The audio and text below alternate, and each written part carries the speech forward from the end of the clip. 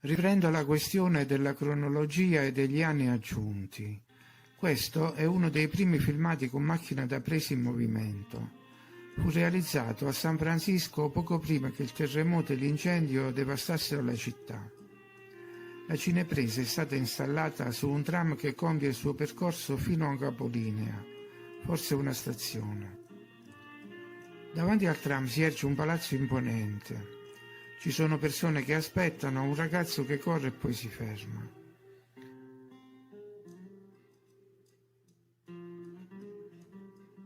Questo vecchio filmato è stato ora restaurato con tecniche moderne. La risoluzione è chiara e gli è stato aggiunto il colore. Si riesce a leggere anche una data sulla targa del palazzo di fronte.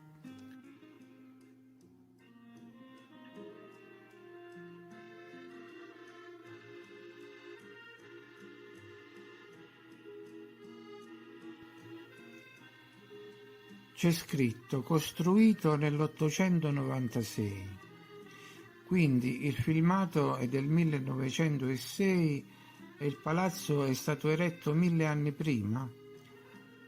È possibile? Non credo, anche perché prima del numero 896 si intravedono due lettere, di cui una, la seconda, sembra una D, come nella dicitura AD. Anno Domini, anno del Signore.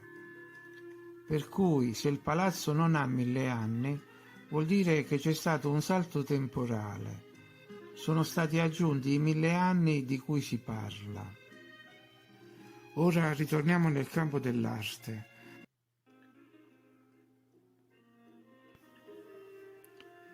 Sono veramente tantissime le date sui dipinti e sulle stampe che presentano in modo chiaro una I e non il numero 1, da Albrecht Dürer a Augustin Hirschvogel, eccetera.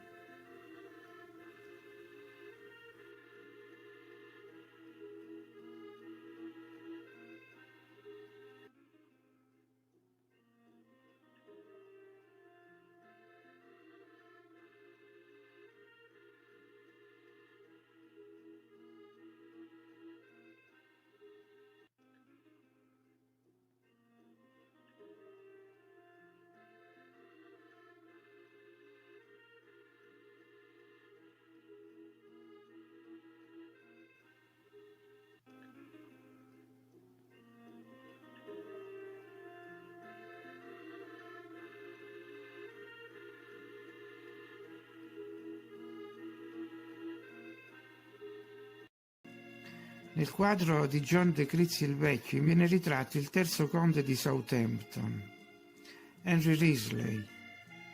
Era stato condannato a morte, ma se la cavò con un breve periodo di detenzione e senza troppi disagi. Il pittore aggiunge alcune date al ritratto, ma mette la I solo sulla prima, per dire che si riferisce ad avvenimenti accaduti in quegli anni del Signore, ma non la ripete nelle successive date. Se questi esempi sono corretti, abbiamo una importante conseguenza, cioè che Gesù è nato solo 600 anni prima dell'imprigionamento del conte di Southampton e non 1600 anni prima. Concludo con un'altra osservazione personale. Guardando i dipinti dei pittori degli anni intorno al Rinascimento, italiani ed europei, notiamo che trattano quasi sempre la vicenda di Cristo. La nascita, la fuga di Maria, la crocifissione, la deposizione. Questi artisti trattano la materia come una storia ancora molto attuale, una storia ancora bene impressa nella memoria collettiva. Sono motivati da una grande ispirazione. Se fossero passati già più di 1000 anni da quelle vicende, avrebbero avuto una ispirazione altrettanto coinvolgente dal punto di vista emotivo?